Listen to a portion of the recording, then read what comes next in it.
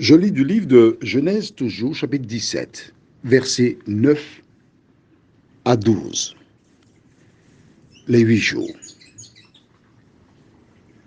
Dieu dit à Abraham, toi, tu garderas mon alliance, toi et tes descendants, après toi, selon leur génération. C'est ici mon alliance, que vous garderez entre moi et vous et ta postérité après toi. Tout mâle parmi vous sera circoncis. Vous vous circoncirez et ce sera un signe d'alliance entre moi et vous. À l'âge de 8 jours, tout mâle parmi vous sera circoncis, selon vos générations. Qu'il soit né dans la maison ou qu'il soit acquis à prix d'argent, de tout fils d'étranger sans appartenir à ta race. Prions. Seigneur, nous avons vu une partie de la circoncision hier. Nous revenons sur ce thème important. Merci de continuer de nous éclairer. Merci de nous faire du bien dans ce sens, nous t'en prions. Au nom de Jésus et pour ta gloire éternelle. Amen. Lorsque Dieu appela Abraham, il avait 75 ans. Nous l'avons vu il n'y a pas si longtemps. Nous voyons qu'il s'adressait essentiellement à Abraham. Pourquoi? Il nous faut revenir au livre de Genèse chapitre 3. Je t'invite donc à prendre ta Bible. Lorsqu'Adam et Ève mangèrent le fruit, Dieu a fait une déclaration.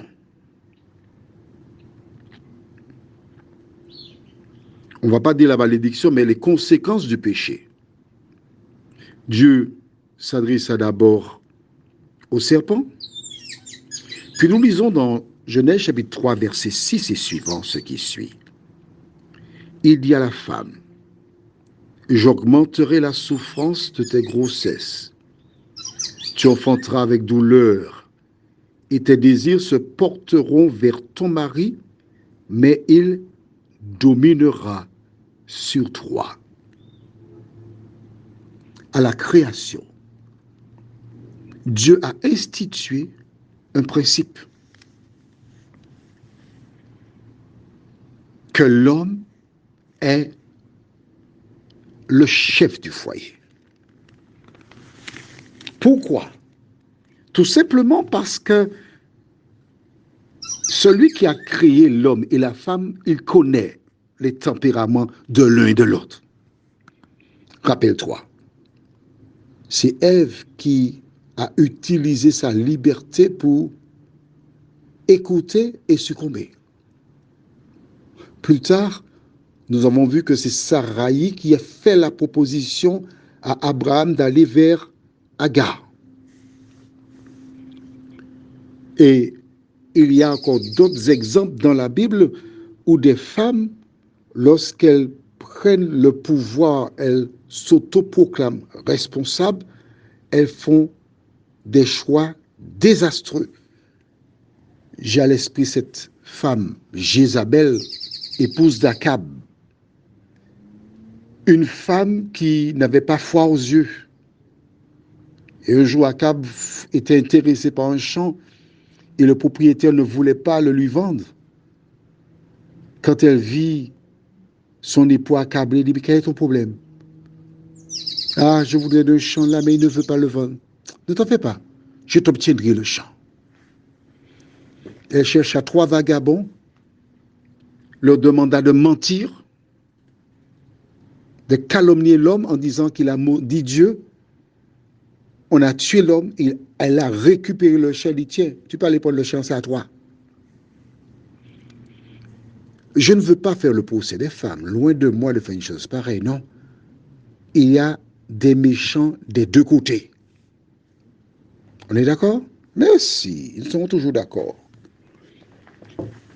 Et par rapport à cela, Dieu a dit, hey, il faut qu'il y ait un haut là, dans cette affaire-là. L'homme, il est le chef du foyer. Mais qu'est-ce que chef de foyer? C'est pas quelqu'un qui est là pour dire je suis le chef. Non. C'est celui qui est là pour veiller à la bonne marche de l'entreprise familiale.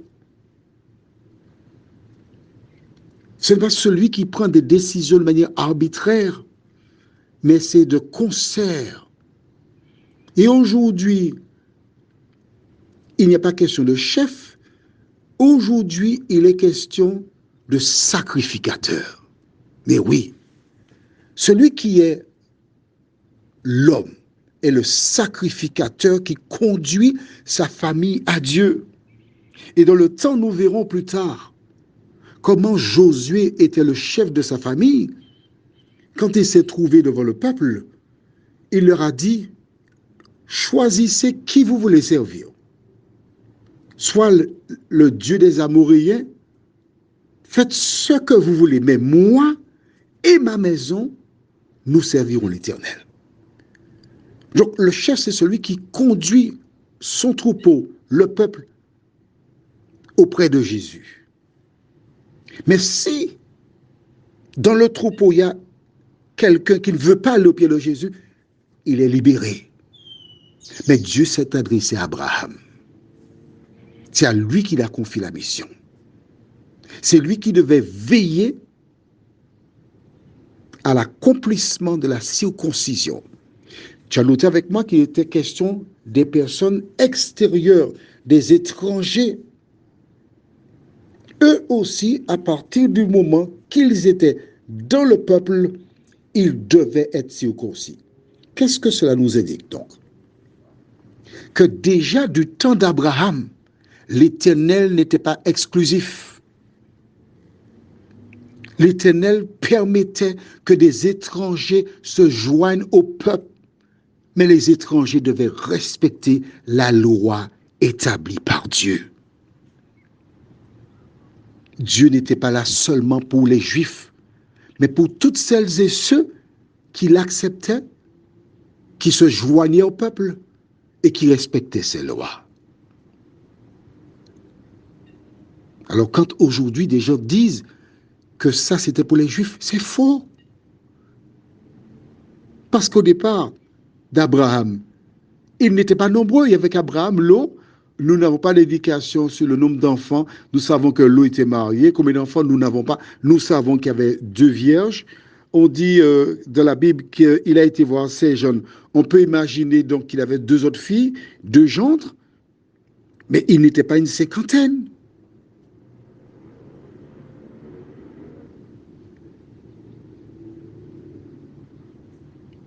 On n'a pas dit non plus que Lot était parti avec son épouse, ce qui peut sous-entendre qu'il a épousé une femme plus tard.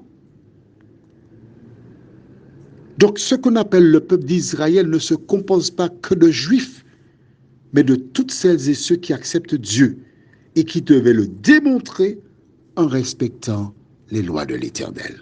Prions. Seigneur, nous sommes heureux parce que nous découvrons que tu n'as pas pris des personnes d'une seule race, car les étrangers se trouvaient et pouvaient être